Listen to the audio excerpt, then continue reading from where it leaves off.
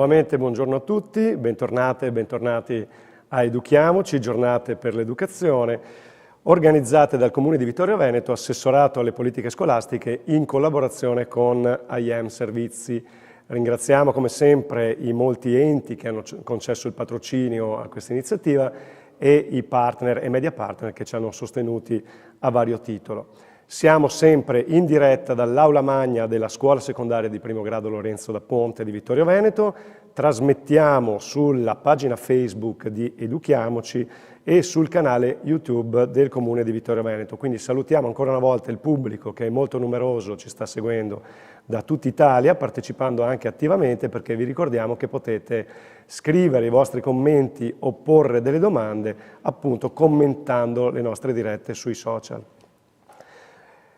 Oltre alle persone che ci seguono da remoto, abbiamo soprattutto al mattino la gradita presenza di studenti e studentesse delle scuole di Vittorio Veneto che sono presenti qui.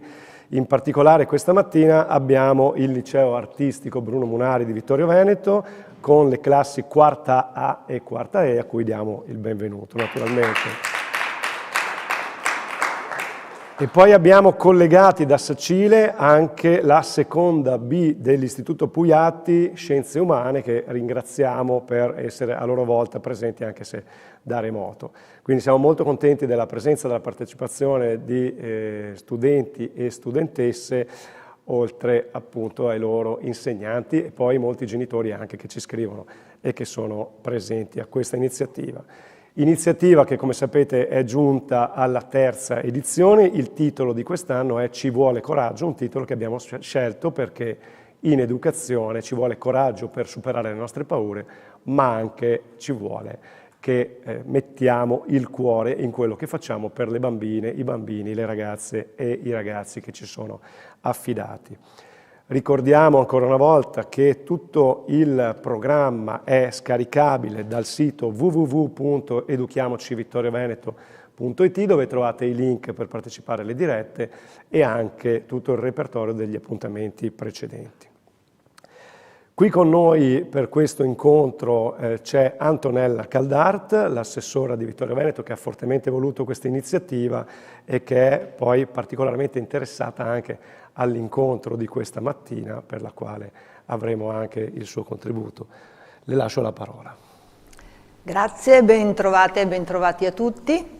Un benvenuto particolare alle classi qui presenti.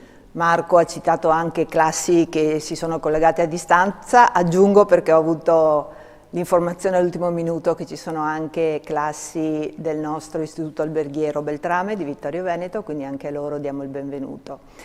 E lo spirito di Educhiamoci è già stato spiegato in questi giorni. Noi siamo una piccola cittadina di fatto del nord-est e ci siamo però chiesti nel nostro ambito, in un confronto continuo con i nostri dirigenti scolastici da un lato e con gli assistenti sociali e comunque gli educatori che operano sul nostro territorio dall'altro, su quali fossero le strategie migliori per noi adulti, che a vario titolo siamo tutti educatori, per condurre i ragazzi nella loro formazione. Quindi in che modo possiamo essere educatori degni di questo nome e capaci di questo nome.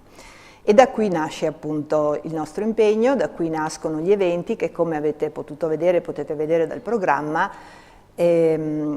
permettono la presenza non solo di educatori nel senso tradizionale della parola, ma di esperti un po' di tutto il panorama sociale, perché il nostro approccio vuole essere proprio questo, sentire più voci che ognuno per la propria specialità, per la propria specializzazione, per le proprie competenze, ci diano dei suggerimenti, anche degli strumenti concreti per poterci orientare nel mondo dei giovani.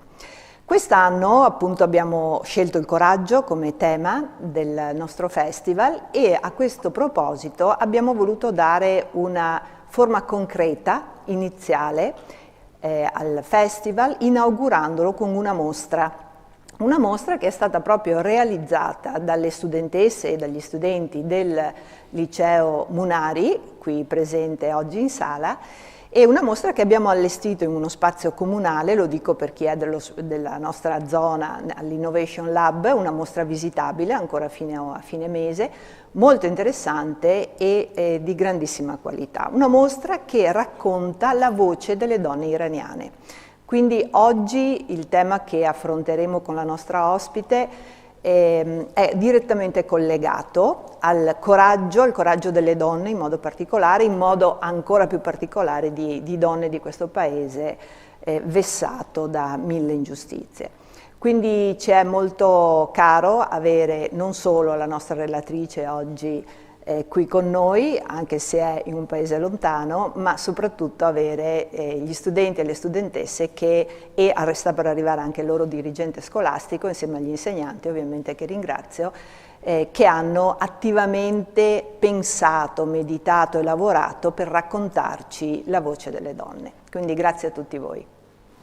Grazie Assessore Antonella Caldart.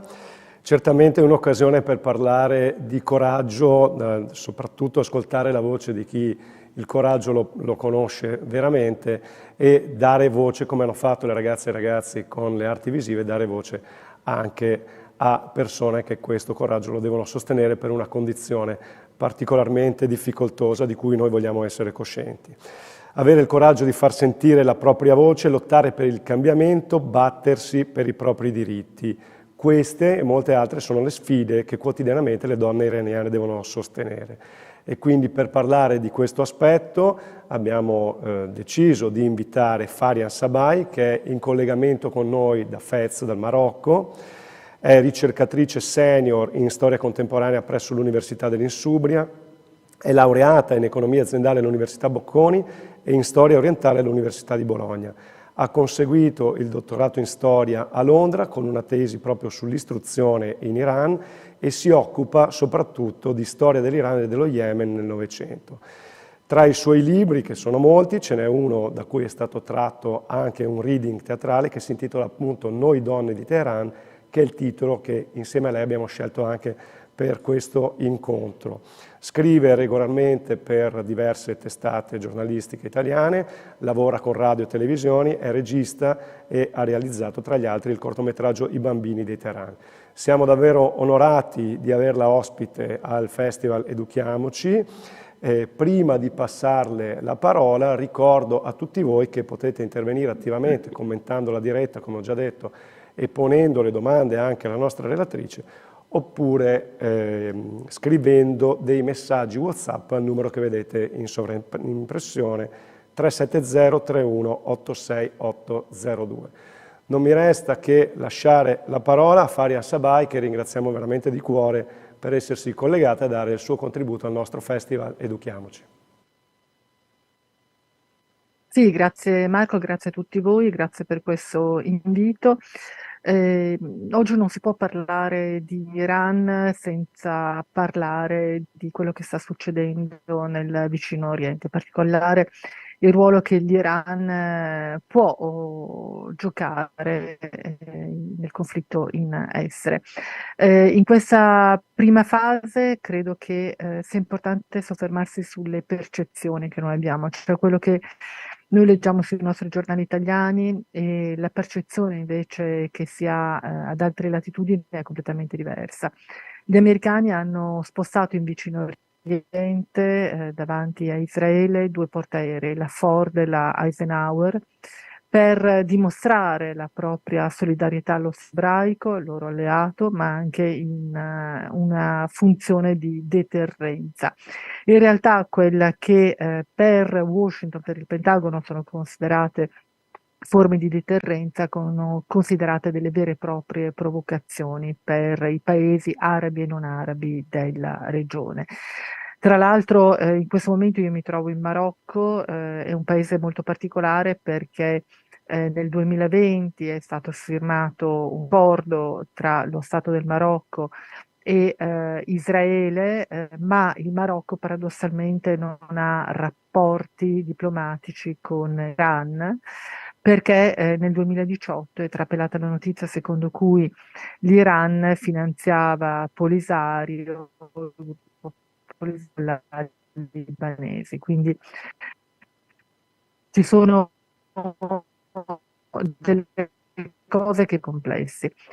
Inoltre, quello che è successo domenica è molto importante, cioè a Rabat, qui in Marocco, 2 milioni di persone sono scese in piazza a dimostrare il proprio sostegno per i palestinesi. Quindi da una parte c'è il sostegno delle piazze arabe nei confronti dei palestinesi e dall'altra invece ci sono delle leadership arabe che hanno già firmato degli accordi di pace, dei trattati, collaborano con lo Stato ebraico, penso al Marocco ma anche alla Giordania, penso a quello che stava facendo, cercando di fare l'Arabia Saudita proprio prima di questo attacco devastante di Hamas il 7 ottobre scorso. In tutto questo il ruolo dell'Iran non si gioca attraverso un conflitto aperto, non dobbiamo aspettare dichiari guerra allo Stato ebraico, ma di fatto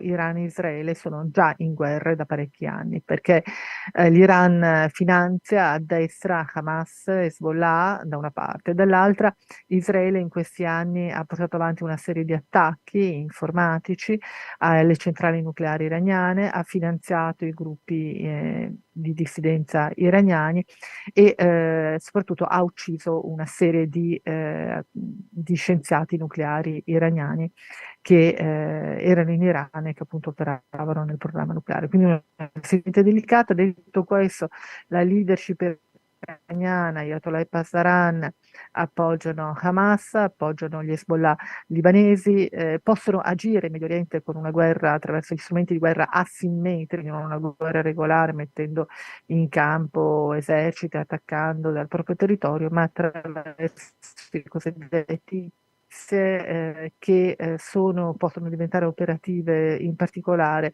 sul terreno in Iraq, partiti e miliziani sciiti in Iraq in queste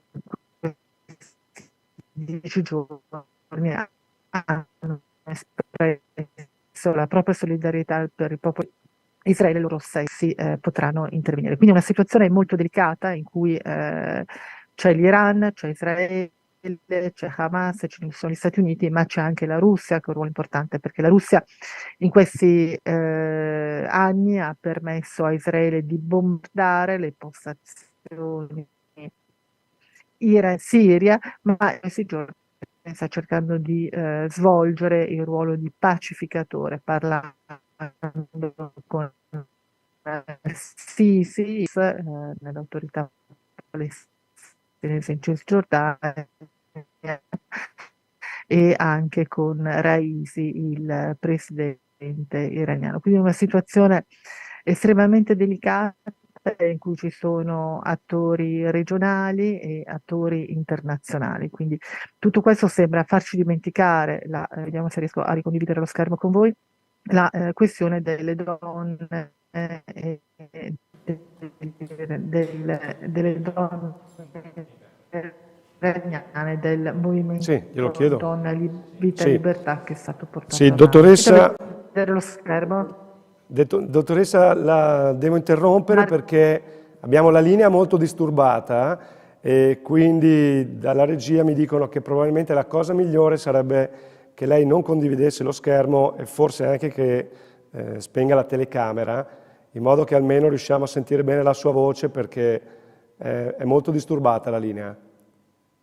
Ma è strano perché ho appena fatto la 7, ho appena registrato la trasmissione che andrà in onda domani pomeriggio e con questo stesso wifi in questa stessa postazione Mi dispiace, funzionava. non siamo così Per cui, fortunati qui. è da ieri sera, tra l'altro, vabbè, però io ho chiuso tutte vediamo un attimo, chiudo anche questa, per intanto ho aperto Zoom. Adesso io ho chiuso tutte le applicazioni, aperto, Sì, eh, mi rimane la, soltanto aperto Zoom, non ho null'altro la aperto. sentiamo molto meglio in effetti in questo momento. Allora, ho un'alternativa, vediamo un attimo se funziona meglio perché io ho un wifi, no, però questo vediamo un attimo, ho un wifi sul cellulare del Marocco che uso qua. Aspettate un attimo che vedo se Sì, riesco a fare hotspot da quest'altro numero. Abbiate un attimo di pazienza perché non era mia intenzione, sì, cioè sì. Allora andiamo in doveva pausa qualche funzionare secondo, lo dico tutto. per le persone che ci seguono in diretta. Andiamo in pausa per qualche istante in modo che vediamo di sistemare questi aspetti tecnici.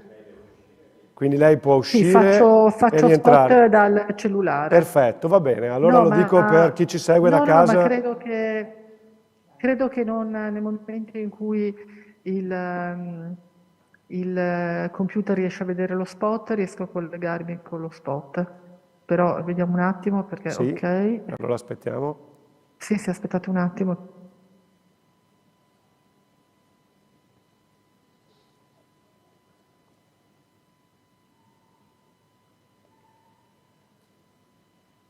Per poterlo usare col mio cellulare, di modo faccio lo spot al mio cellulare, però adesso mi dice che è collegato al mio telefono, però non so se funziona meglio. Sì, allora provi a riaccendere la webcam così vediamo se c'è Adesso ho acceso la una banda migliore. webcam, ok? Allora, vediamo un attimo se riusciamo a collegare a rivedere perché io vorrei far vedere ai ragazzi più che apparire io, vorrei allora disattivo il video mio e condivido di nuovo lo schermo. Va bene, in questo Ok, momento comunque la sentiamo vediamo. bene. Adesso funziona, ok, vediamo proprio il cellulare di fianco al computer dovrebbe prendere. Allora, l'Iran è un paese isolato, un paese molto diverso dal resto della regione. Se riuscite a vedere bene la cartina? Sì, sì, Ok, perfetto. Allora, l'Iran è un mosaico, non è assolutamente un paese omogeneo, è un paese che non è arabo come gli altri del vicino Oriente, ma è un paese dove la maggioranza della popolazione è indoeuropea. Detto questo, è un mosaico perché se voi guardate l'azzurro chiaro, sa indicare quel 51% della popolazione che è persiana, ma appunto si tratta di poco più della metà. Se guardate la cartina in alto a sinistra, quel rosa salmone, sa indicare la popolazione azerbaigiana, cioè la popolazione di etnia turca che rappresenta un quarto della popolazione, e poi appena sotto invece c'è il Kurdistan, da cui veniva Mahsa Amini, la ragazza di 22 anni che è stata fermata dalla polizia morale il 13 settembre dell'anno scorso e dopo essere stata picchiata è finita in coma e poi è morta 3 giorni dopo, il 16 settembre del 2022. Mahsa Amini è stata sepolta dai genitori in pieno giorno, nonostante l'opinione contraria delle autorità iraniane che non volevano che quel funerale desse adito, fosse lo spunto per fare delle proteste.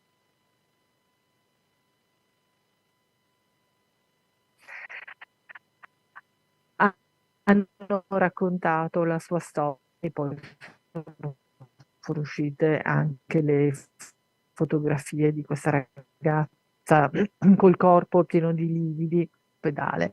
Ecco, il Kurdistan, quindi in alto a sinistra, quell'azzurro scuro, sa indicare quella parte della popolazione che di etnia è una provincia, una delle 31 province iraniane, dove la popolazione è a maggioranza di etnia curda e i curdi sono in buona parte sunniti, ma sono anche sciiti, quindi sono minoranza etnica, ma anche in parte minoranza religiosa. Sempre guardando questa cartina dell'Iran, l'Iran è grande 5 volte e mezza l'Italia, 85 milioni di abitanti. Se voi scendete sempre lungo la frontiera occidentale, quindi guardando la cartina a sinistra, vedete una macchia marrone. Ecco, quella è la provincia del Khuzestan, che è stata vittima di un'invasione irachena tra il 1980 e l'88, cioè è stata una guerra sferrata dal dittatore iracheno Saddam Hussein, che aveva fatto soltanto in Iran 1 milione di morti e altrettanti mutilati. Ecco, quel marrone del Khuzestan sa indicare la zona più ricca di petrolio dell'Iran, ma anche la parte dell'Iran dove vive quel 2% della popolazione che è di etnia araba, perché appunto gli iraniani non sono arabi, non parlano arabo, parlano una lingua diversa che l'europea, però sul loro territorio hanno questa minoranza araba, che è una minoranza che è molto corteggiata invece dalle monarchie arabe del Golfo, ed essendo così ricca anche di petrolio, è una provincia che potrebbe aspirare all'autonomia, se non addirittura all'indipendenza, ma ovviamente i proventi del petrolio vengono gestiti, come spesso accade nella capitale Teheran. Guardate ancora la cartina, ragazzi, andate in basso a destra dove c'è il giallo, quella è la provincia del Sistan e Baluchistan che confina in alto con l'Afghanistan e sotto dove c'è la torre, dove c'è questa cosa azzurra, questo cerchio con dentro tutti i colori, che è il grafico che ci dà le percentuali delle minoranze, ecco lì c'è il Pakistan. La zona gialla, i Baluchistan Vasistan, è una zona in parte desertica, è una zona tra le più povere dell'Iran, è una zona dove lambita dalle acque del mare Arabico, dove nella località di Chabahar i cinesi hanno costruito un porto molto importante. Ecco, però questa è la zona tradizionalmente del contrabbando, una zona dove le autorità iraniane mandano spesso i passaran, cioè le guardie rivoluzionarie, piuttosto che la polizia di frontiera. Ci sono centinaia di morti anche da parte dei poliziotti per controllare questa frontiera. Questa frontiera con il Pakistan, ma soprattutto la frontiera con l'Afghanistan, è una frontiera che definiamo porosa, nel senso che molto spesso gli afghani usano questa frontiera per scappare a terremoti, persecuzioni o semplicemente per cercare un tenore di vita migliore o per cercare libertà. Ecco, lungo questo confine di 900 chilometri tra Afghanistan e Iran sono passati questi ufficiale delle Nazioni Unite, stati accolti nelle città iraniane grazie a un programma spinta anche della società civile iraniana, ma in parte sono stati in parte sono stati anche vittime di razzismo. Gli iraniani, 4 milioni di più umili che gli iraniani non hanno più voglia di fare. Ecco, quando è morta regioni che si sono che hanno iniziato le proteste sono stati innanzitutto il Kurdistan, perché lei era di etnia kurda, era a Teheran in vacanza con i genitori per una settimana prima dell'inizio dell'anno accademico, lei studiava biotecnologie, e poi l'altra zona che è insorta è quella in giallo, la zona del Sistan-Baluchistan. E qui in realtà il pretesto per insorgere è stato sicuramente la morte di Massa Amini, ma si è venuto a sapere proprio in quei giorni che il capo della polizia di Chabahar, questa località portuale dove lavorano i cinesi, aveva arrestato e poi aveva violentato una ragazzina di 15 anni.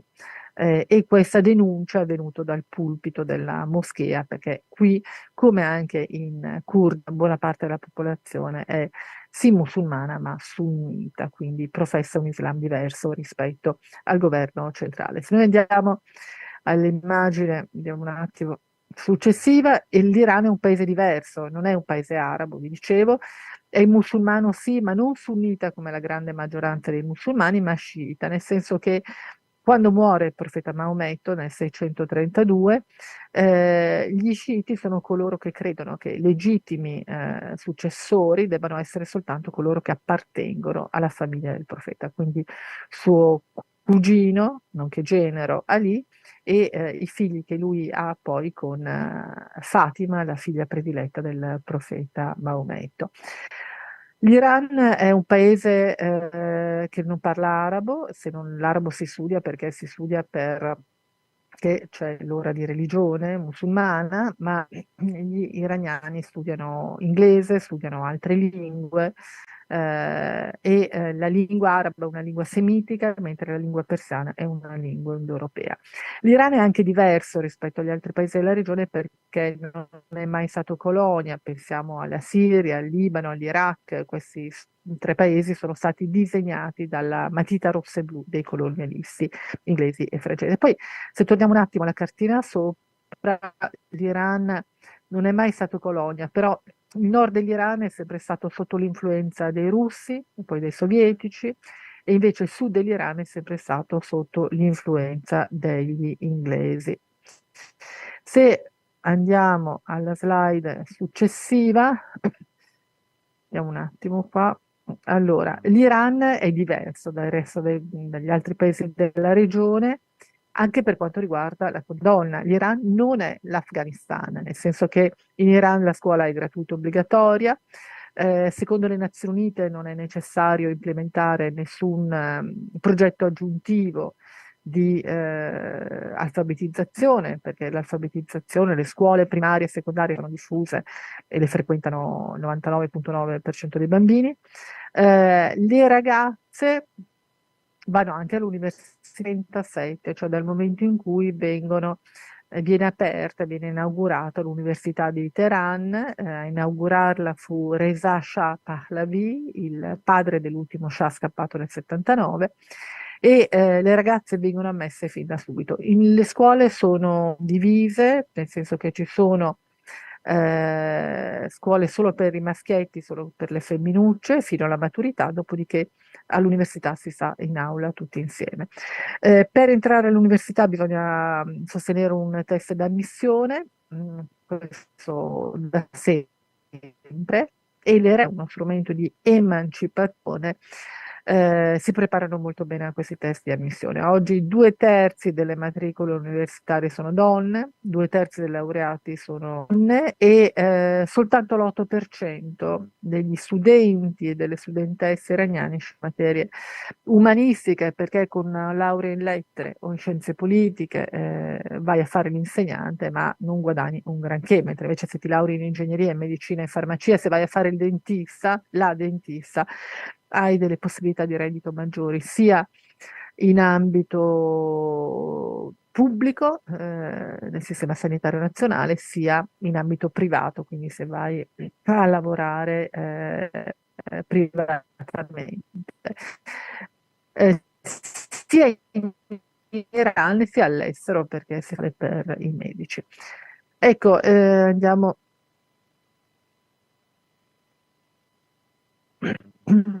L'Afghanistan, il velo sarebbe obbligatorio dalla prima mestruazione, ma in realtà il velo fa già parte della divisa scolastica delle bambine alla scuola elementare. Vi dicevo che l'esame di ammissione è molto difficile in Iran, le ragazze si preparano molto bene perché sono consapevoli che motore dell'educazione è lo studio, è una laurea, un titolo di studio. Ecco, questo vale per l'Iran, ma vale anche in Italia. Ecco, le ragazze si preparano così bene che in certe facoltà sono state introdotte le quote azzurre. Noi abbiamo in Italia e in Europa le quote rosa per garantire le donne nei consigli di amministrazione, nelle giunte comunali, eccetera. In Iran ci sono le quote azzurre imposte 15 anni fa dal governo, perché i ragazzi non riescono a entrare dentro in queste facoltà. Farmacia preparano molto bene e si accaparrano tutti i posti. Ci siete fin qua? Sì, abbiamo ancora la linea talvolta leggermente disturbata, ma stiamo seguendo bene il filo. In particolare quest'ultima parte ci sembra utile ed è di interesse anche per gli studenti presenti. Ok, allora l'Iran ha tante donne famose. Innanzitutto ci sono più scrittrici che non scrittori al Ministero della Cultura di Teheran. lo scrittore iraniano che vende più all'estero nel mondo, in realtà è una donna, non è uno scrittore ma una scrittrice, ed è Marjane Satrapi, è l'autrice di Persepolis, il fumetto che poi è diventato anche un film. L'Iran ha due Nobel per la pace, due donne, guarda caso, una è l'avvocata Shirin Ebadi e l'altra Narges Mohammadi, che ha vinto il Nobel, non riceverà il premio lei il 10 dicembre perché è in carcere a Teheran e lo andranno a ritirare il marito e i due figli gemelli che lei non vede da 8 anni. Sono due ragazzi di 17 anni, Chioni e Ali. Ora, in Iran ci sono scuole speciali per le bambine e i bambini superdotati, quindi sono delle scuole in cui c'è un potenziamento di matematica e questa signora che vedete nella foto, Mariam Mirzakhani, aveva studiato in Iran, dopodiché si era laureata, aveva vinto una borsa di studio, era andata negli Stati Uniti, si era specializzata con un dottorato e poi aveva iniziato a insegnare e si è aggiudicata nel 2014 quello che è chiamato il Nobel per la matematica. Non esiste il Nobel per la matematica, è la medaglia Fields per la matematica, è mancata poi qualche anno fa di tumore. Mariam Mirzakhani. Su di lei trovate, se digitate il mio nome, il suo e Wikiradio, trovate un mio Wikiradio, un podcast su Radio 3 Rai in cui racconto le sue vicende. Ecco, le donne iraniane studiano, lavorano, sono molto attive nella società civile, scrivono romanzi, scrivono fumetti, scrivono sceneggiature, sono registe. Tra l'altro a fine ottobre arriverà in Italia Rakshan Bani Ettemad, che è la decana del cinema iraniano al femminile, sarà in Veneto a ritirare il premio Masi. Proprio per il suo lavoro. Lei è molto nota, se digitate il suo nome sui social vedete il video che lei ha fatto quando sono scoppiate le proteste l'anno scorso ed è stato ucciso Chion, un bambino di 9 anni, lei aveva fatto questo video molto arrabbiata contro le autorità della Repubblica Islamica per la repressione di regime in Iran. Sarà a Valpolicella. Le donne iraniane scrivono anche romanzi e la prima donna a scrivere un romanzo era stata Simin Daneshvar. Il suo romanzo era stato pubblicato per la prima volta nel 1969, si intitola Savushun ed è tradotto anche in italiano. Lo aveva tradotto la bravissima Anna Vanzan, che è mancata qualche anno fa, e Savushun è un romanzo pubblicato in italiano da Francesco Brioschi, editore, un editore di Milano che ha una collana che si chiama Gli Altri, dedicata appunto alla letteratura iraniana, ma anche irachena e russa. Ecco, detto questo, è abbastanza chiaro che la società iraniana è una società matura, perché se le donne si laureano, lavorano, sono impegnate in organizzazioni non governative, fanno cinema, fanno letteratura, ovvio che è una società matura. Però il problema è che in Iran noi donne valiamo la metà. Dico noi donne perché io sono nata e cresciuta e ho tuttora cittadinanza anche iraniana. Innanzitutto una donna vale la metà quando porta testimonianza in tribunale, quando eredita, la quota che le spetta è del 50% rispetto a quella del fratello. Se una donna è vittima di violenza, il prezzo del sangue, cioè il risarcimento che le spetta, è della metà rispetto a quando essere vittima è un uomo. Questo vuol dire che una donna che viene uccisa, la famiglia può richiedere l'applicazione della legge del taglione, ma l'uomo, l'assassino, vale il doppio rispetto alla donna e quindi la famiglia della vittima, della donna, deve dare dei soldi alla famiglia dell'assassino affinché sia messo a morte.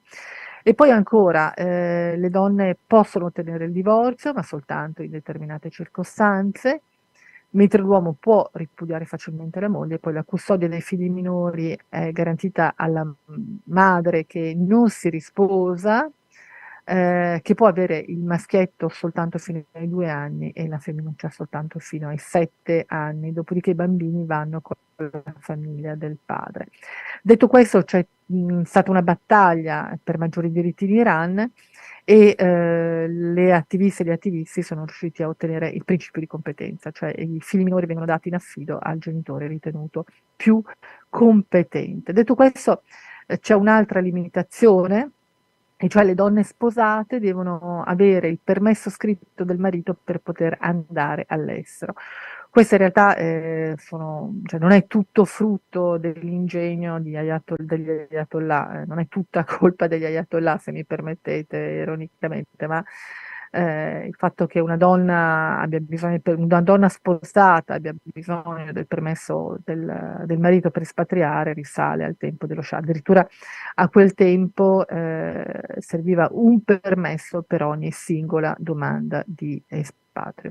Quindi vedete che c'è proprio una discrasia tra donne che lavorano, che raggiungono anche posizioni apicali nella leadership della Repubblica Islamica, cioè è stata una donna che è stata vicepresidente della Repubblica Islamica, ma che comunque aveva bisogno del permesso scritto del marito per poter espatriare. E poi in Iran c'è il velo obbligatorio. Il velo è un simbolo del 1979, ma era stato imposto appunto nel 79 da Khomeini, il fondatore della Repubblica Islamica, il padre della patria, ma il velo è sempre stato oggetto di contenziosi in Iran, insomma, uno strumento di potere, perché tra il 1936 e il 1941 il velo è addirittura vietato, cioè i gendarmi circolavano per l'Iran a strappare il velo dalla testa delle donne che lo portavano. Perché? Perché dava l'impressione di un Iran arcaico e quindi era stato vietato. Questo è il velo che si usa spesso in Iran, il Rusari, e che è stato appunto moltissime donne in questi mesi sono passati dalle proteste di piazza dove si rischia la vita perché ti sparano addosso i poliziotti, perché ti arrestano e ti picchiano, ti torturano, ti portano in carcere e via di questo passo si è passati alla disobbedienza civile. Quindi tantissime donne oggi non mettono il velo, sono donne di ogni età, di ogni ceto sociale. Qualche donna non se lo porta nemmeno appresso, qualcuna lo tiene, qualcuno lo mette in borsetta nel caso fosse necessario utilizzarlo.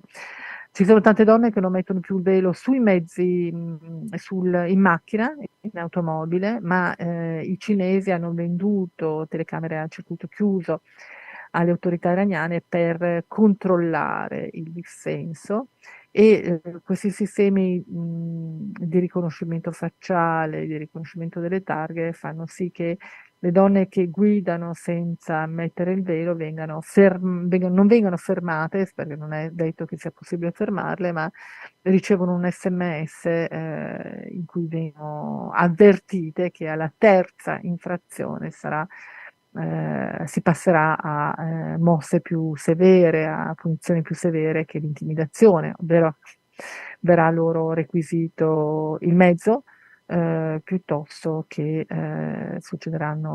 potrebbe essere loro impedito di usufruire del sistema sanitario nazionale piuttosto che di iscriversi all'università, quindi una serie di ripercussioni. Vi ho messo anche una foto del Chador, perché il Chador, ho scelto una foto di due donne sorridenti, perché il Chador molto spesso è un'abitudine di certi ceti, è una tradizione, non è obbligatorio il Chador, lascia comunque scoperto il viso, le mani sono nude e è obbligatorio soltanto per andare nei mausolei religiosi, però è una questione di comodità, di tradizione per tante donne. Dal 16 settembre del 2022 lo sapete che le donne sono in prima linea nelle proteste scatenate dalla morte di Mahsa Amini. Ho scelto l'immagine perché credo che sia molto significativa.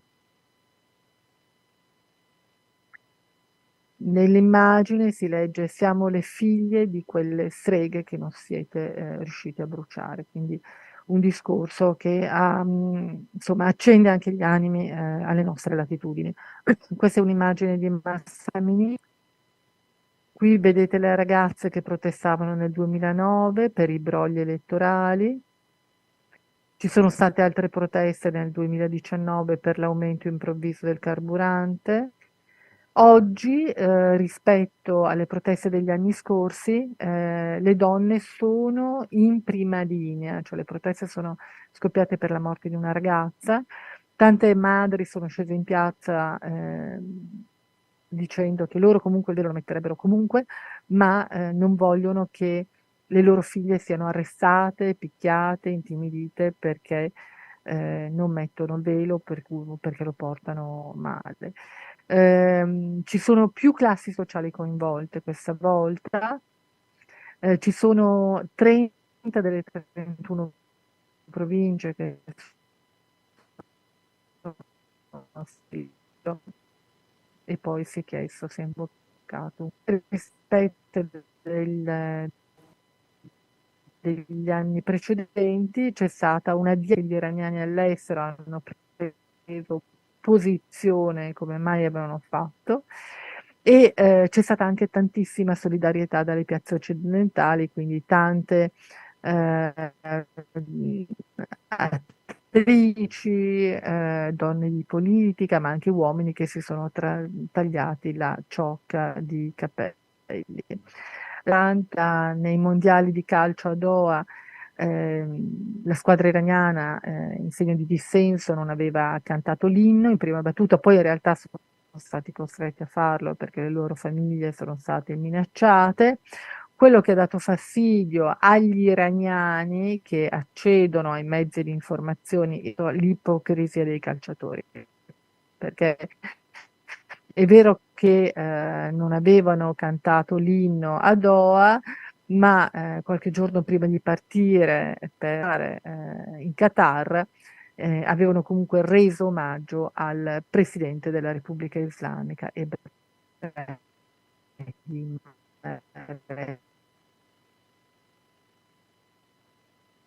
Rekabi, che si era applicata a Seul senza il velo, poi era stata arrestata,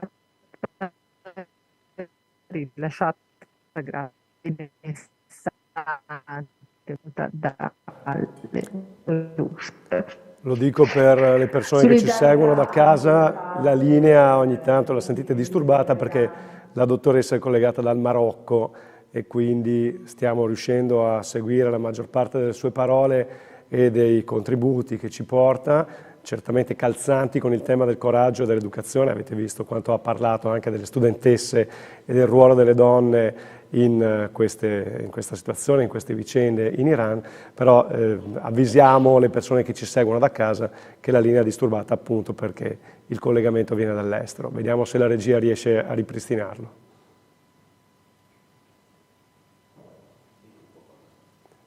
Sì, dottoressa, ci sente? Io ci sono, mi sentite? Sì, adesso la sentiamo nuovamente, avevamo perso la linea e quindi le restituiamo la parola. Sì, allora non vorrei che io parlo di tematiche delicate, non vorrei utilizzare la teoria della cospirazione come fanno sempre gli iraniani, ma oggi stamattina in reception c'era un signore che sembrava un cliente e ho detto alla nostra guida locale, ma è l'omino dei servizi quello, lui mi fa, ma no, figurati, per cui non vorrei che comunque essendo io insomma con passaporto, io sono qua con passaporto italiano, in questo momento sono a italiani, però nel momento in cui si mette il mio nome e il mio cognome online, ovvio che viene fuori che sono un'analista, una ricercatrice e soprattutto una giornalista. La TV ha funzionato,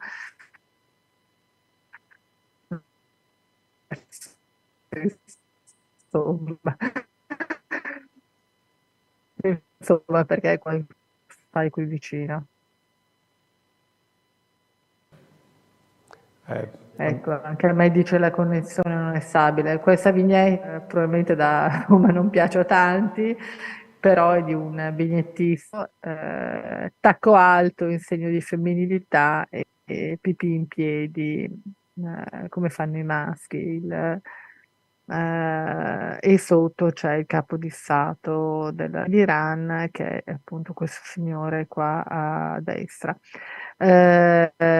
Comandano anche cioè le guardie rivoluzionarie, che la diaspora ha chiesto di mettere tra le organizzazioni terroristiche, ma l'Italia e gli altri paesi dell'Europa non se lo possono permettere, perché abbiamo i nostri militari italiani al confine col Libano, in particolare nell'UNIFIL, che è conta 1 migliaio di soldati italiani. L'altro ieri c'è stato il bombardamento della base dell'UNIFIL, qualcuno dice che è stato Israele, secondo altri fonti sarebbe stato Hezbollah, comunque non ci sono stati danni, e pare che non ci siano stati morti, quella è la cosa più importante, però il problema grosso è che se l'Italia mette il Pasdaran nell'elenco dei terroristi, la stessa cosa potrebbero fare gli iraniani e i proxy, gli alleati dell'Iran in Medio Oriente, e quindi potrebbero definire terroristi i militari italiani. Quindi è una situazione molto complessa, molto più complessa di quello che può sembrare. Ci sono state manifestazioni di piazza, ma nell'anniversario della rivoluzione, l'11 di febbraio di quest'anno, le autorità iraniane hanno raccattato gente a destra e a sinistra, l'hanno messa sui pullman e l'hanno portata nella capitale Teheran per dimostrare che c'era consenso. Quindi io la chiamerei oligarchia di Ayatollah Pasdaran e quella iraniana, perché l'Iran non è una teocrazia. Fate molta attenzione, ragazzi, a come usate i termini sono importantissimi, le parole sono importanti. Teocrazia è il regno di Dio? No, in Iran non c'è il Corano,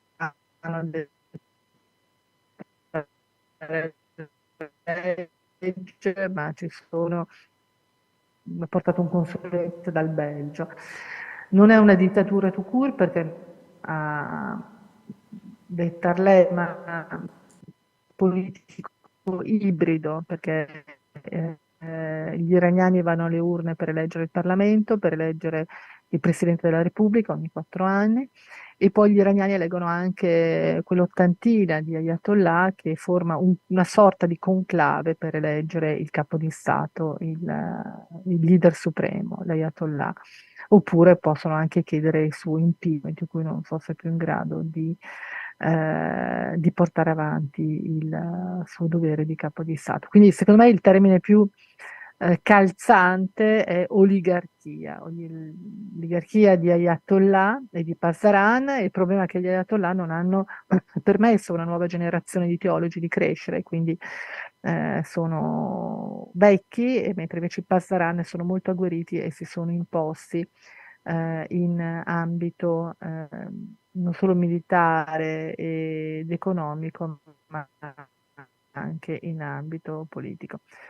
Abbiamo soltanto 5 minuti, io mi fermerei qui, vediamo se vi do l'ultima, mi fermerei qui, così abbiamo qualche momento per le domande se riusciamo. E i 2 libri per approfondire sono Storia dell'Iran, perché la storia è la chiave per decifrare il presente, e l'altro è il libro di cui parlava poco fa Marco Napoletane, cioè Noi donne di Teheran. Questo libro è uscito poco meno di 1 anno fa, ed è composto di 3 parti. Una parte una prefazione sulle proteste del movimento Donna, Vita, Libertà, Zanze Nighi Azadi, diciamo in persiano, e una parte centrale che è reading teatrale Noi donne di Teheran, di cui spesso facciamo una staffetta sul palco, ragazze e ragazzi, donne e uomini, leggono una pagina, un paragrafo a testa,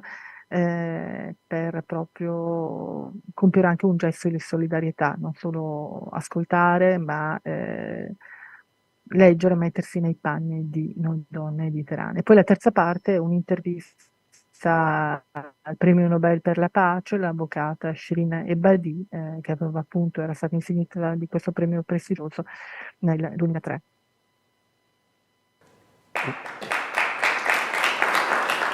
Grazie dottoressa, spero le arrivi in audio l'applauso delle persone presenti. Abbiamo avuto la linea un po' disturbata, ma fortunatamente non al punto da rendere incomprensibile o non apprezzabile il suo intervento, che invece, come dicevo prima, ha testimoniato certamente un contributo di valore al nostro tema del coraggio. Nel frattempo ci ha raggiunti qui in studio, e lo ringraziamo per la sua presenza, il dirigente scolastico del liceo artistico Bruno Munari di Vittorio Veneto, il dottor Mancuso, al quale passo la parola per un primo commento a quanto abbiamo ascoltato. Dottoressa, buongiorno, sono arrivato un po' tardi e quindi non ho potuto seguire tutto il suo intervento. Volevo dire questo, la nostra scuola, il liceo Munari, è sensibile a questa problematica e anzi credo che l'abbia già detto la dottoressa Caldart. A questo proposito ha realizzato una mostra, i ragazzi hanno lavorato a delle opere in relazione a questa problematica, una mostra che è aperta tuttora a Vittorio Veneto presso i locali del comune di Vittorio Veneto ed è visibile fino alla fine del mese. Chiaramente è una problematica che ha interessato, colpito i nostri allievi, le nostre alunne, soprattutto perché la nostra scuola è in prevalenza femminile e io sono stato molto contento della realizzazione di questa mostra. Chiaramente la problematica è una problematica seria, una problematica che investe soprattutto le nuove generazioni. Non so se i ragazzi qui presenti vogliono porre qualche domanda. Ah, ok. Allora per quanto mi riguarda, io forse sono arrivato in ritardo, probabilmente lei lo avrà già detto, ma ero curioso di capire qual era il ruolo delle donne iraniane nell'ambito della politica e poi anche da ex sportivo nell'ambito dello sport, se ci sono delle limitazioni o quant'altro. Non so se Sì, grazie per la domanda. Allora, per quanto riguarda la politica, ci sono delle restrizioni per uomini e donne, nel senso che per candidarsi le iraniane e gli iraniani devono passare le forche caudine del Consiglio dei Guardiani, cioè di un organo che è composto da 12 giuristi legati al leader supremo Ali Khamenei e viene verificato il fatto che loro siano aderenti ai principi e all'ideologia della Repubblica Islamica dell'Iran. Se sono dei dissidenti ovviamente non si possono presentare. Per quanto riguarda, e ci sono delle donne che hanno avuto dei ruoli importanti, ci sono donne nel Parlamento, l'Iran ha ecco, forse questa non è una cosa che ho detto che si sa, l'Iran ha un Parlamento dalla rivoluzione costituzionale del 1906-1911, un Parlamento che oggi ha 290 deputati, di cui 30 eletti nella capitale iraniana. 5 di questi 290 deputati appartengono alle minoranze religiose. Ci sono deputati per la minoranza ebraica, per la minoranza cristiana, per la minoranza zoroastriana, mentre non hanno rappresentanti Bahá'í, che sono una minoranza perseguitata in Iran, perché il loro profeta è arrivato dopo Maometto, e Maometto si era proclamato l'ultimo dei profeti. Ecco, il fatto che ci siano delle donne deputate in Iran non vuol dire che siano donne riformiste che promuovono, che so, delle leggi contro il velo oppure per maggiori diritti come li intendiamo noi in Occidente, perché molto spesso le donne che vengono elette appartengono al fronte conservatore. Detto questo, in Iran c'è da più di 100 anni un femminismo islamico, ci sono femminismi anche laici. Paradossalmente il velo di cui tanto parliamo è stato, il velo obbligatorio ha permesso a tante donne, tante ragazze dei ceti sociali più bassi in Iran di ottenere una laurea, nel senso che al tempo dello Shah le famiglie dei ceti più tradizionali non mandavano in giro le loro ragazze, le facevano sposare presto, mentre invece è stato possibile per molte ragazze dei ceti tradizionali e bassi andare all'università in virtù del fatto che in Iran è il velo obbligatorio, c'è la polizia religiosa e c'è la segregazione dei sessi sui mezzi pubblici, per cui non c'è il rischio di essere palpeggiate da uno sconosciuto. Insomma. Quindi questa è tutta una garanzia di sicurezza per le famiglie più tradizionali. Oggi ci sono stati in quasi 44 anni, quante? 3 generazioni di donne? Beh, sono 3 generazioni di donne che hanno imparato a usare gli anticoncezionali, si è passati dalla media di 6 figli a testa a 1 o 2 figli a testa, perché proprio le donne si laureano, lavorano, divorziano anche molto più sovente rispetto a un tempo, e questo sicuramente è una cosa di cui si lamenta il clero iraniano, perché la famiglia non è più quella di una volta. Bene lo racconta tra l'altro un regista iraniano, Farhadi, nel lungometraggio Una separazione, di famiglie che sembrano un po' le nostre, dove tra l'altro ci sono problemi anche con gli anziani da accudire, adolescenti che insomma danno da pensare ai genitori. Quindi è una situazione in continuo cambiamento quella iraniana. Per quanto riguarda lo sport, le iraniane possono nuotare, possono gareggiare, ma gli impianti sportivi sono riservati alle donne nel momento in cui le donne nuotano, e quindi le donne, per esempio iraniane, non possono gareggiare nelle competizioni, nei giochi islamici sì, ma non nelle Olimpiadi, quelle internazionali, perché non ci si può mettere in costume da bagno di fronte a degli uomini, quindi questo è uno dei problemi. L'altra cosa è anche per quanto riguarda, per esempio, l'accesso ai luoghi sportivi, sapete che nei stadi le donne iraniane non possono entrare, forse è cambiato qualcosa recentemente, dovrei andare a controllare. Poi c'è anche la questione delle biciclette, che le donne possono andare in bicicletta, ma associazioni in quel senso, però devono comunque praticare sport in determinati ambiti. C'è stato una quindicina d'anni fa, una quindicina di anni fa si era detto che le donne non potevano andare a sciare a Dizin Shemshak, quindi queste piste a un'ora da Teheran, a 4.000 metri, se non accompagnate da un parente di sesso maschile, proprio perché sulle piste i baccenanei, noi diciamo i figli di papà in Italia, che sanno sciare, vanno a sciare da quando sono piccolini, si tolgono, appunto le ragazze si tolgono il velo, e anche gli impianti di risalita sono un momento per fare nuove amicizie. Grazie dottoressa. Abbiamo anche moltissime domande da parte delle studentesse e degli studenti, quindi io cederei loro la parola. So che qualcuno ha già il microfono, prego. Sì.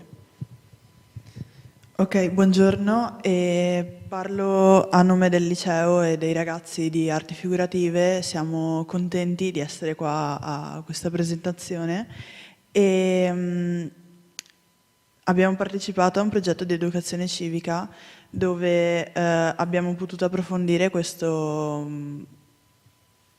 vicenda di Mahsa Amini, e quindi abbiamo stilato una lista di domande che vorremmo proporle per avere delle risposte. Chi era prima? Buongiorno. Allora, a me è stato detto di fare una conferenza che avrei dovuto finire alle... per me sono le 11:35, ho 14 persone che mi aspettano nella Medina. Io vi ho fatto una conferenza pensando di dover fare una conferenza, non sapevo magari era strutturata a domande l'incontro, forse con cui non posso stare ancora collegata, pertanto solo questo. Prego. E io volevo chiederle qual è secondo lei l'idea che ha l'Occidente sull'Iran, essendo che lei è anche italiana oltre a iraniana, e se si basa su stereotipi non corrispondenti alla realtà.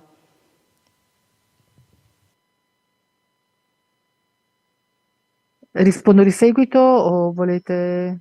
Quante Sì. domande ci sono, ragazzi? No, teniamo un numero limitato, visto che i tempi sono stretti, quindi può rispondere... Quante ne avete? Se ne facciamo 2 o 3. Ok, se volete dirmene, intanto io sto prendendo nota.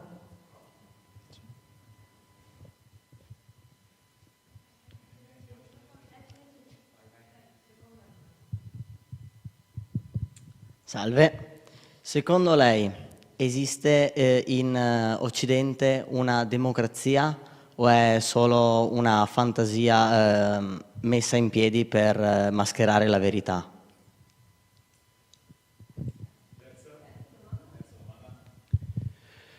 Buongiorno. Vi sono molti artisti, anzi moltissimi artisti che pagano prezzi molto alti per il lavoro, per il lavoro che fanno, e molti di questi si trovano al momento in prigione, e io volevo chiederle, dato che lei è ricercatrice, quindi so che avrà un'opinione, secondo lei perché il regime ha così tanta paura di questi artisti, e di conseguenza anche in che modo l'arte può influire su questi temi e essere socialmente utile, ecco. Sì, grazie. Ok. C'è qualche Sì. altra domanda? Può rispondere a questa intanto e poi se avanza tempo aggiungiamo. Sì, allora, innanzitutto facciamo attenzione alle etichette, ragazzi. Cosa intendiamo per Occidente? Stati Uniti ed Europa, il Giappone, eccetera. Ehm, io partirei da, sicuramente l'idea che abbiamo qua in Italia dell'Iran è un'idea che è veicolata dai media, e i media in questi decenni ci hanno raccontato dell'Iran come di una teocrazia, quello che vi ho appena detto che non è il termine più adeguato, perché in realtà c'è un Parlamento, c'è un presidente che viene eletto, ci sono appunto 290 deputati che vengono eletti, c'è un'alternanza anche, ma ci sono anche dei gruppi di potere che riescono a prendere il sopravvento, penso agli Ayatollah, penso alle milizie.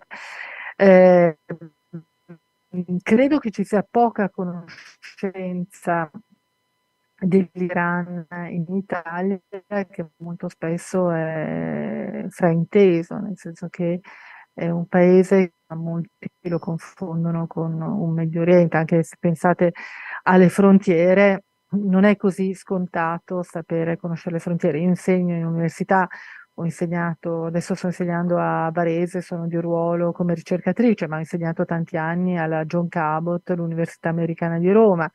Ho insegnato molto spesso le mie lezioni, i miei corsi con una cartina muta del Medio Oriente e del Nord Africa, anche all'Università di Torino.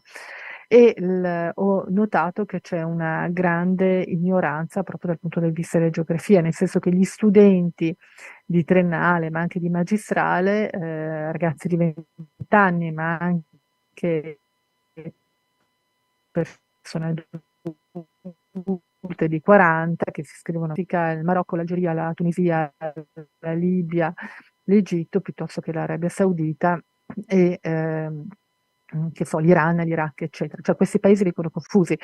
Finché si tratta di Asia centrale, capisco che Uzbekistan, Kirghizistan, Tagikistan sono paesi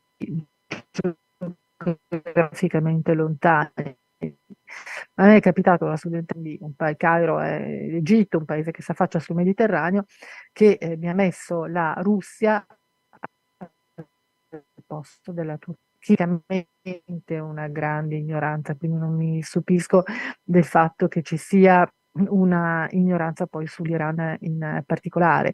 E i media non sempre aiutano a veicolare, perché molto spesso si ragiona per slogan. C'è molto nel caso dell'Italia un atteggiamento binario, e cioè si parla sempre di buonissimi e di cattivissimi. Penso a quello che sta succedendo, il disastro tra Hamas e Israele, i morti israeliani, i morti palestinesi, i morti anche stranieri che sono stati in queste settimane, in questi anni. La diplomazia italiana ha un percorso molto diverso rispetto alla diplomazia britannica. Io per esempio ho fatto il dottorato alla School of Oriental and African Studies di Londra, e con me fare nella diplomazia britannica, nei servizi britannici. Si specificavano un determinato campo, nel nostro caso specifico, dopodiché andavano a operare in non so se lei mi senta, ma in particolare in Italia. È ormai un po' che non riusciamo più a capire bene quello che dice, perché la linea è veramente disturbata. Io credo che le domande siano ancora molte, e fra l'altro ne abbiamo anche da casa. Provo ancora a rispondere. Marco, aspetti una... No, ma non si sente proprio. Casomai provi gentilmente a chiudere il video. Ah, è tornato sull'altra linea. Prova a chiudere. Vediamo se riusciamo a saltare di nuovo su quella che funziona. Sì, tolgo il video. Allora, tolgo il wifi dal mio telefono e dovrebbe essere agganciato. Adesso vi sentite? Adesso la sentiamo. Marco, mi sentite? Sì, la sentiamo, adesso la sentiamo bene. Guardate, sono i casini della tecnica, perché anziché appoggiarmi al wifi del telefono, era il wifi del telefono che si era appoggiato all'altro, per cui vabbè, niente, così è. Vi stavo dicendo che il problema è un problema di scarsa conoscenza. Sia appunto ragazze e ragazzi non sanno mettere sulla cartina il Marocco, l'Iran, eccetera, e anche c'è questa idea dell'Iran, non se ne c'è la storia, eccetera, quindi sicuramente un'idea falsata, quella, un'idea dove non c'è abbastanza approfondimento, proprio perché nel giornalismo, come anche nella diplomazia, si è un po' onniscienti. Non sempre la persona che scrive di Iran è una persona che ha delle conoscenze specifiche sul paese, o che si è letto un libro di storia dell'Iran, o che ha letto un paio di romanzi, o in Iran c'è stata. Noi abbiamo visto anche durante questi 12 mesi di protesta che ci sono stati giornalisti che in realtà in Iran non erano mai stati, non c'erano in quel momento, ma ci ha fatto credere delle cose, hanno scritto di rivoluzione, quando invece era un movimento di protesta, perché la rivoluzione vuol dire quando c'è un cambiamento strutturale, politiche nell'economia e nella società. Sicuramente c'è stato un cambiamento importante nella società, ma nella politica. Seconda domanda: esiste in Occidente una democrazia o una fantasia? Ragazzi, prendete un aereo e andate a vedere che cosa sono questi paesi, cercate di non mettervi nei guai, ma in paesi come l'Egitto fai il ricercatore, vai a fare delle inchieste o vai a fare il giornalista, ti fermano, non c'è tutta quella libertà che abbiamo in Europa. Io più che di Occidente in senso lato parlo di Europa, penso anche alla libertà dei media, penso alla BBC che nonostante le proteste dei movimenti sionisti, israeliani eccetera, si ostina a non chiamare terroristi quelli di Hamas. Ecco, questa libertà di stampa non è una fantasia, è qualcosa di molto reale. Poi per carità, tutto è migliorabile, sicuramente ci sono stati dei casi deplorevoli in Europa, penso al fatto che siano state vietate le dimostrazioni pro-palestine in Francia, penso al premio non dato alla scrittrice palestinese alla Fiera di Francoforte, penso al fatto che a Patrick Zaki non sia stato possibile presentare il suo lavoro, il suo libro al Sermiga a Torino, e sia stato dirottato sulla discoteca Hiroshima Mon Amour e via di questo passo. Per cui la democrazia è qualcosa è qualcosa che può anche esserci tolta. Pensiamo al dibattito che c'è sul diritto all'aborto. Il diritto al divorzio e il diritto all'aborto sono conquiste delle vostre nonne, ecco. Però lo vediamo anche in America, sono prerogative che potrebbero venir meno. L'arte è resistenza, ragazzi, lo vediamo con Shervin Agipur, quel bellissimo brano che non posso farvi sentire qui perché non abbiamo la connessione abbastanza forte, ma vedetevelo sul telefono, tirate fuori il telefono.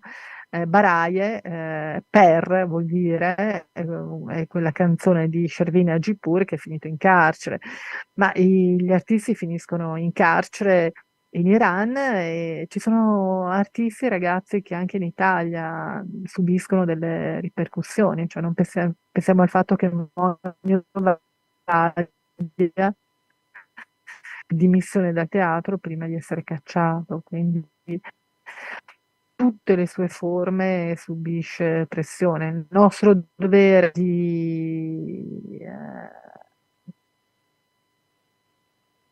ricercatori universitari, di accademici, di giornalisti, ma anche vostro, di studenti, è difendere diritti che voi date un po' per scontato, ma che potrebbero esserci tolti e che ad altre latitudini invece non ci sono, e la gente, ragazze e ragazzi muoiono per cercarli, per averli.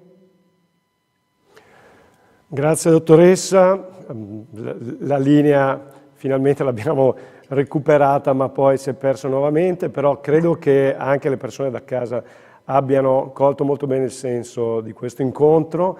Mi dispiace perché i ragazzi hanno ancora molte domande, ma magari ci impegniamo a fare da tramite con lei per fargliele arrivare tramite posta elettronica, chissà che questa sia un'occasione in cui apriamo un dialogo al di là dell'incontro di oggi. Ci tenevamo però a avere una voce autorevole come la sua rispetto alla situazione delle donne in Iran. Sicuramente. Grazie, ne siamo molto grati per questo. Ecco, ci tenevamo ad avere... Prego. No, allora, continuo dicendo... Sì, allora, innanzitutto vorrei ringraziarvi per questo incontro. Io sono sui social, non mi sentite? Adesso sì.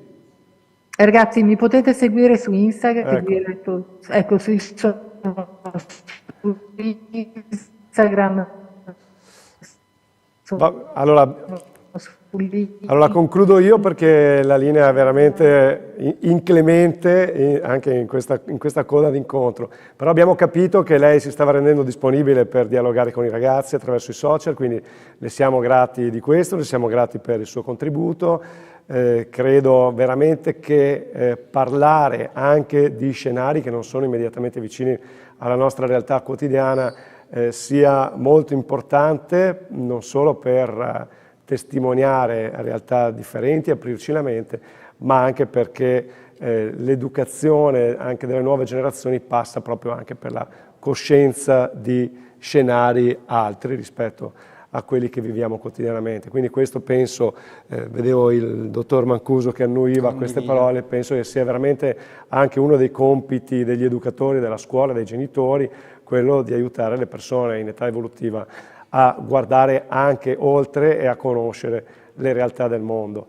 Le parole, le domande dei ragazzi hanno certamente testimoniato questa loro coscienza e consapevolezza, quindi li ringraziamo per questa partecipazione attiva e per il lavoro che stanno facendo. Auguriamo a tutti loro, insieme agli insegnanti e al dirigente, di continuare su questa strada. Auguriamo buon lavoro anche alla dottoressa Sabai, che ringraziamo ancora una volta.